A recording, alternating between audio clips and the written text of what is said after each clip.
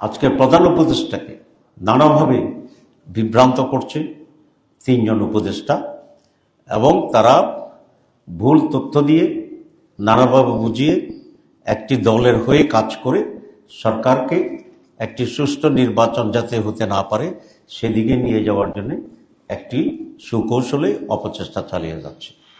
আমরা আজকের এই মুহূর্তে স্পষ্টভাবে ঘোষণা দিতে চাই, আমরা ৮ দল এবং আমাদের সাথে আরও কিছু দল আছে যারা ফরমালি না আসলেও আমাদের সাথে যোগাযোগ আছে, আমরা সকলেই আগামী ফেব্রুয়ারি মাসে রোজার আগেই একটি জাতীয় নির্বাচন অনুষ্ঠিত হোক এই ব্যাপারে দৃঢ় প্রতিজ্ঞবদ্ধ, এবং সেই জন্যই আমরা আমাদের সকল প্রস্তুতি সম্পন্ন করার জন্য আমরা মাঠে কাজ করছি।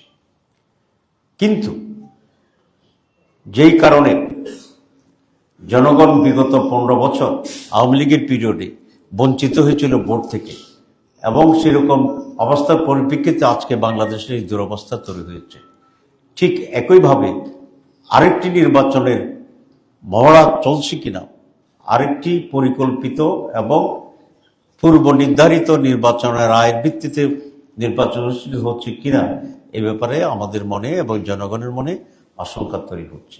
সরকারের আচরণ আমাদেরকে এই কথা বিশ্বাস করতে বাধ্য করছে যে এই সরকারের অধীনেও কোনো সুষ্ঠু অবাধ নির্বাচন অনুষ্ঠান করা সম্ভব নয়। নির্বাচন অবাধ হওয়ার নির্বাচন অবাধ হওয়ার ব্যাপারে আমাদের ভিতরে যথেষ্ট সংখ্যা এবং আস্থাহীনতা তৈরি হয়েছে।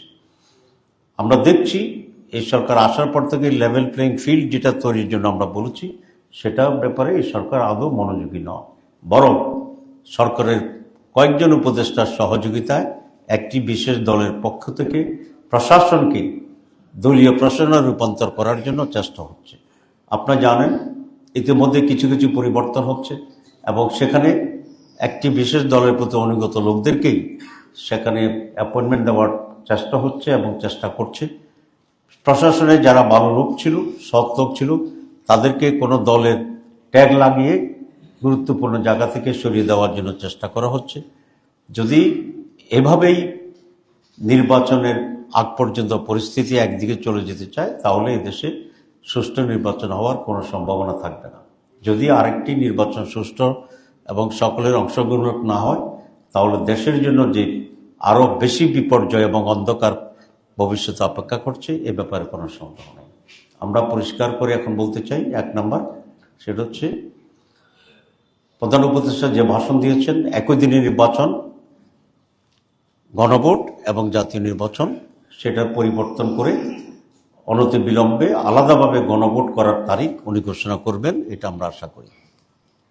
2, কমপক্ষে 3 জন উপদেষ্টা আছে যারা ওনাকে মিসগাইড করতেছে, আমরা তাদের অপসারণ দাবি করছি।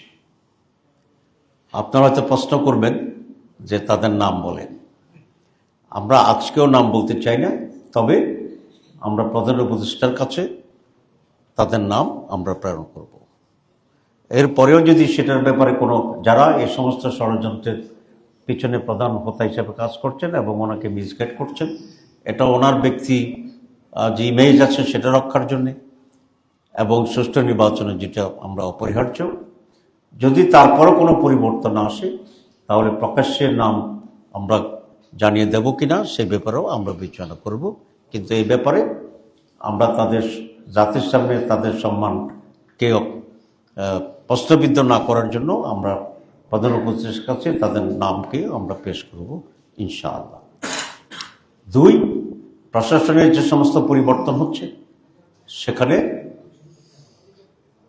নিরপেক্ষ এবং বিশেষ করে সৎ এবং জবাবদিহি আওতায় থাকতে পারে এই মনোভাবের লোকদেরকেই নিয়োগ করতে হবে এবং নিরপেক্ষ ভূমিকা পালন করার জন্য সেখানে চেষ্টা করতে হবে।